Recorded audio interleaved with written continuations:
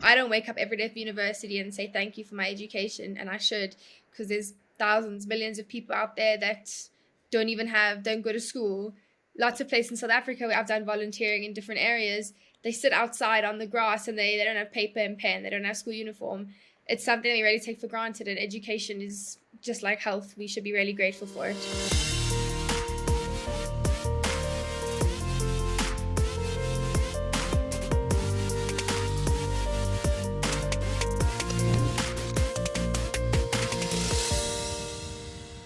Hello, this is Dr. Yael Hadass from Reichman University with the podcast Future Economist. This is our second episode, so if you haven't heard the first one, you're invited. And today I'm going to host first-year student in our program, Business Administration and Economics, double major, at Reichman University International School, Raphael Requenat International School. There are many, many names to our institution programs. But anyway, so without further ado, let me introduce Skye Solomon, first-year student from South Africa. Skye, welcome to our podcast, and tell us who you are. Where did you come from? Hi, I was born in Johannesburg, South Africa, in an area called Linksfield. It's actually right near my high school, King David Linksfield, where I was for my whole school career. My community is very strong. We have a very strong Jewish community, and a program actually was founded in our community and the neighboring community called the Shabbos Project, which unites Jews from different secularities and different sects all around the world to remember our religion. Something I really admire about our community. After school, I went to Israel for a bit, then I went to London to work, and then now I'm back in Israel and gratefully studying at Reichman University. And tell us about this decision. It's not so obvious to decide to come to Israel, you know? It's very, very far from your home. Yeah, not at all. But I always knew I was going to leave South Africa. I always knew that the world, like they say, the world is your oyster. I always wanted to experience a different country, a different culture. And I knew that Israel being the hotspot for the youth to begin their educations and being the startup nation of the world, I knew it was the place for me with the most opportunities. And even now in my first year, I already work in Tel Aviv at a startup, and it is really boundless opportunities. How do you hear about it? From who? How did I hear about the university? There's a huge South African community at the university. There's actually more than 100 students this year. The university came to speak to my school, and that's how I heard about it. I also have very close friends that have been there, and that's how I heard about it. Yeah, I know that I've already taught quite a few South Africans, and they're excellent students. Something we like to take to pride. Yeah, I think you really made a name for yourselves, and we just love to admit more and more South African students because they always do so well. Yeah. So that's exciting. How is it to be away from home? Well, how is it, you decided at age 18 that you want to go to the world, and the other part, and you are now in a completely different culture. It's completely different, but I think it's something very important. And how I look at it is in high school, we very sheltered. Then in university, we semi-sheltered and semi-not sheltered. And then after, we're not sheltered at all when we go to work. So university is a very important stepping stage, I believe. And especially being from home, it's hard to do your own chores, make your room, clean your room, do your own groceries. But it's actually something that I love and I enjoy, being able to be independent and to look after myself. And how is it in terms of different culture? Different culture. It's actually, it's weird to see. There's people from the university, from India, from Brazil, America, of course, the UK. But it's interesting to see how students my age from around the world are so different, but are so similar at the same time. And something I love about the degree is we do a lot of study groups. We study after lessons in the library. And I actually love it, and I actually enjoy being able to learn about other cultures. Yeah, that's a great opportunity. Normally I would say, okay, what do you think about the Israelis? But you are actually in a very international community. You have both Israelis and many others. Yeah. So that's nice that you sort of you don't face like sort of a culture shock. You just enjoy the diversity. Yeah. So tell me about this choice of studying business administration and economics. Why economics? Because economics is the thing that people are less familiar with. And there's also opportunities to study only business and entrepreneurship and other things. So people often misunderstand what economics actually is. And for me, what I've learned so far is that it has to do with relationships. It has to do with our relationships with other people, consumers with buyers with consumers, buyers and consumers with the government, and so on. And it's very analytical and problem solving. And something that we've done, especially this term, is the semester, is that you have to take extremely complex situations and you have to make them very simple. You make them into models. And I've learned something personally is for me, I often overthink. I overthink if I have to have an appointment or something, I really overthink everything. But what it's taught me is that you have to calm down, you have to cross things out and make it very simple. Also, why I want to be involved with economics is it really allows for an improvement in other lives. It helps through policy changes. We can really help the lives of others, those who need it in poverty. And I've really learned a lot about myself in the economic study so far. That's so interesting. I don't think people know about all these complexities that you just mentioned. Actually, it's not complexities, actually the simplification of complexities, I would say. Yeah. Because people do feel that, normally it's about money and, they really don't know about the policy implications and, how to think about the world. So you're absolutely right about that. Okay. What is your dream job? Do you have a dream job? Actually, no, I've never had a dream job. Some people know they want to grow up, they want to be doctors, they want to be lawyers. I've never had a dream job, but something I'm very grateful for, and it's incredible about studying economics, is it's not just one thing. There's boundless opportunities, and I haven't restricted myself. I'm open to new opportunities, and I'm actually excited to see what the economic world has to offer me. Yeah, I mean, I definitely think you chose the right thing that will give you a lot of options and opportunities. So it's exactly the opposite from, studying a very specific field that, give you one profession. In that respect, I agree with you. I think it was an excellent choice. And I think you would have a lot of interesting opportunities. And by the way, just so you know, the forecast today about the labor market, and there are a lot of things there are a lot of professions in the future that we don't know about now, but are going to develop. So that's definitely something that can help you be very open to many new opportunities. I'm going to ask you a question that is a bit I would say even more philosophical, I would say. Yeah. And that is, what do you expect from your education in terms of not only at the end to get a job and have good salary? What would you like to be the outcome of you spending 3 years in this place, paying high tuition and, spending your valuable time? What would you like to get out of it? It's such an interesting question because I always look at high school and I say I was in school for 12 years. What did I learn? And I think it is very philosophical because it's not like we learn stuff and when we leave, I can remember exactly the 10 principles of economics off by heart. I can remember exactly the definitions. I think something important about education is the continuing strengthening your brain and connecting different parts of your brain to each other. And through my next 3 years of my education, what I expect from it is just to strengthen my knowledge within the different areas. It's not like I'm going to leave and I'm going to remember definitions and be like a robot. It's more like it's going to strengthen my knowledge and how I am my personhood towards the career environment. So would you also expect it not only in terms of knowledge, but also in terms of, I don't know, personality? For sure, personality. I think going to university, especially away from home, really adds to maturity. After university, we have to make our own money, we have to pay our own bills. Now it's very easy for students when you're still being looked after, but 100% with personality, it makes you who you are, and these are the most fundamental and important stages of our lives. And tell me, can you maybe share with us some experience that you felt that really affected you this semester, that maybe changed the way you see things, change your own personality, or something that has made you grow maybe? Throughout high school, I always was a very hard studier. I was the top of my class, always trying to be the best, always trying to know everything. And in university, it's very different the way that the education works. For example, one of our courses is 1 week with the lecturer, 1 week by yourself. It's much more independent learning, and the onus really is on you. You have to push yourself, because as much as the lecturers are pushing you, it's up to you.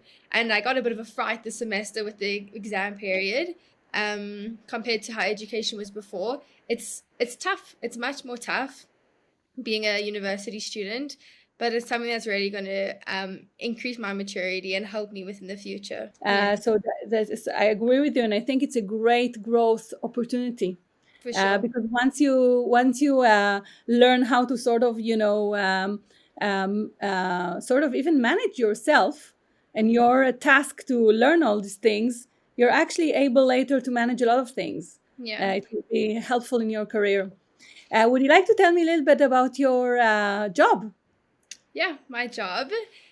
So I work 2 days a week, and every other day I'm studying. So it's quite jam-packed. I work in a startup called Smartlify. It's based in Florentine and Tel Aviv. And basically what the company does is they work on algorithms on websites. And I'm in the more content side. So I help with making creatives, helping with captions, helping write. So it's more of the creative side as opposed to the more tech side. And something I've always loved is writing. In school, English was my favorite and top subject, and it's really incredible to me. I thought coming to study economics, I'd never be able to use my biggest talent and my favorite subject, but so far I've been able to integrate it, and I'm so happy, and I really hope that in the future that I'm able to carry on using this talent. Yeah, I'm sure. Listen, communication skills are so valuable. Being able to write is so valuable. I think today even more than ever, because everybody's writing on social media, and that's sort of the way to market and capture attention. So your writing skills are actually really, really important. And I can tell you that we definitely see that in the economics degree in several occasions where we ask the students to write papers. And in the by the way, in the third year, we become really, really, really serious about it, in the sense that we actually give them English writing lessons, in addition to the economics lessons, so they could write a seminar paper like that is really professional. So that said, I think you should be very happy about these skills of yours, and don't worry, you're going to use it a lot, and it's going to help you a lot. So that's fantastic. And by the way, if you ask me, since Israel is the startup nation and we have so many startups, I think our international students who are English speakers have unique edge, when they come here, because they have something that is a sort of scarce resource, and they have something to give to the labor market already before they acquired, the academic training in full. So I think you were very lucky in that respect that you have that.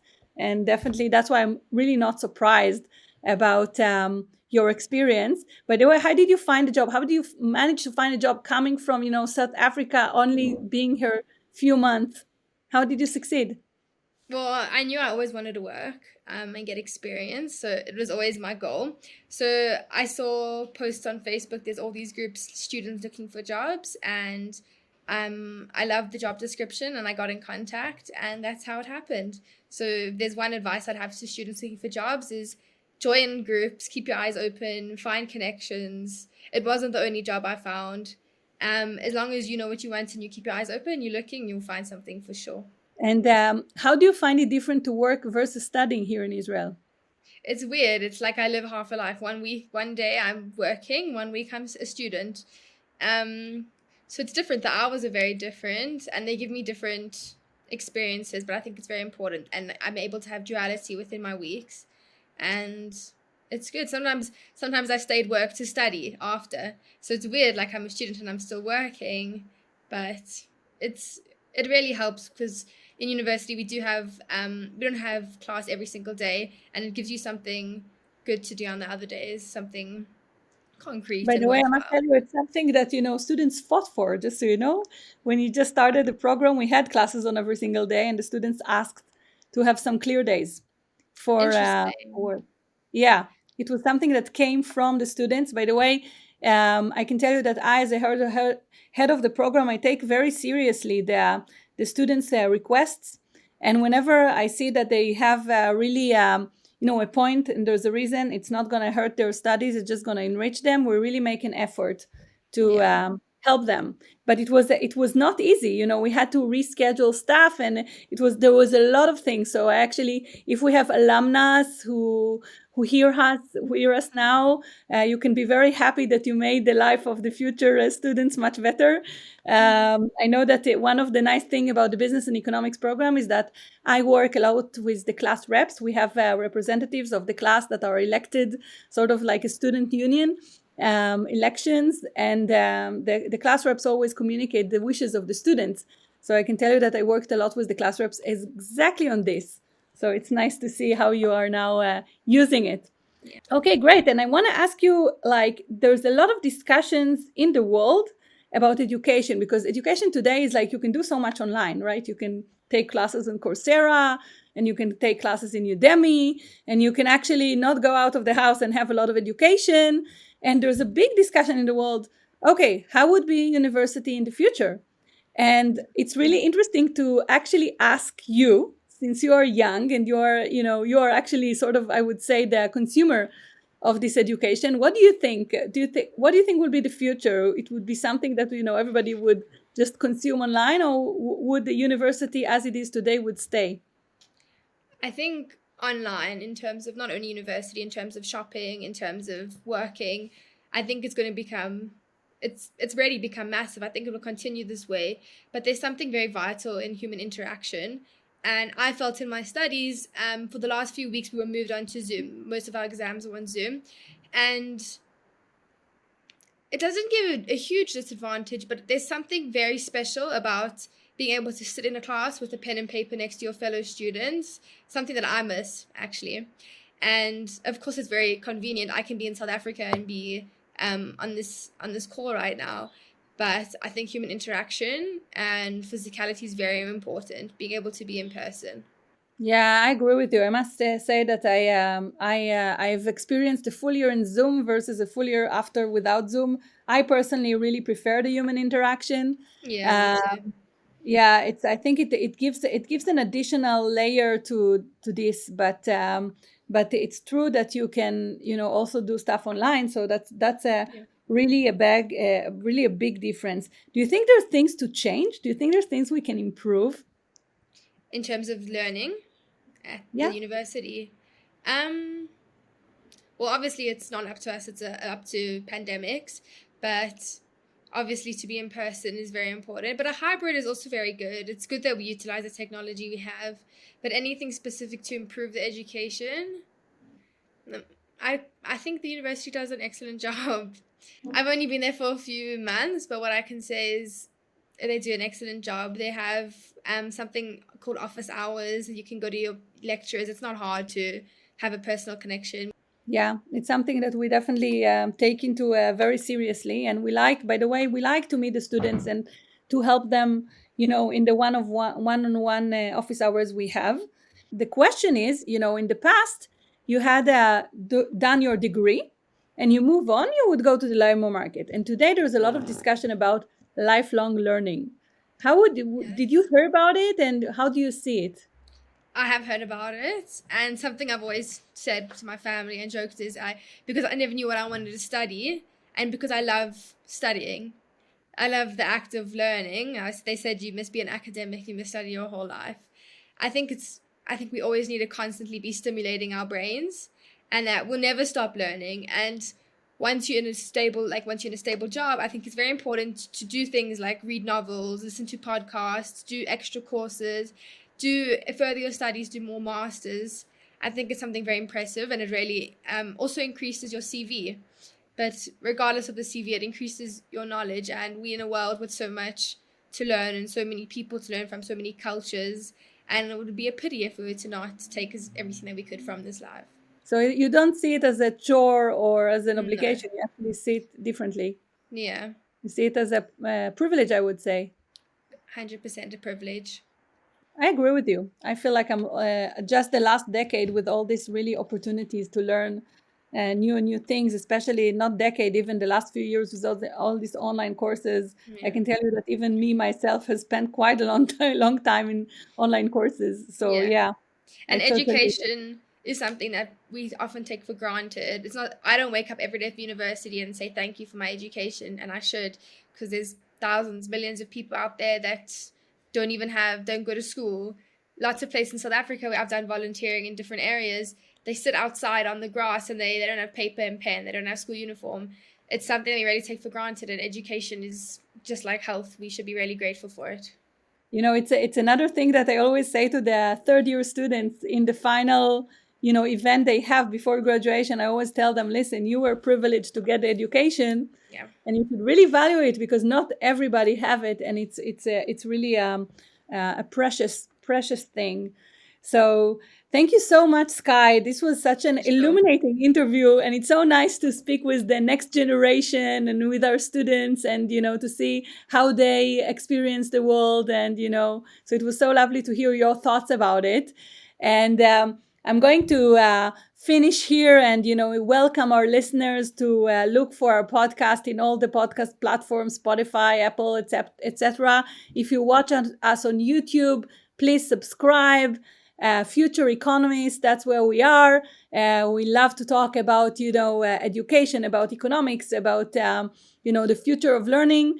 So stay tuned and join us for our next episode. Thank you very much. And thank you very much, Skye, for joining us from South Africa. Thanks for having me.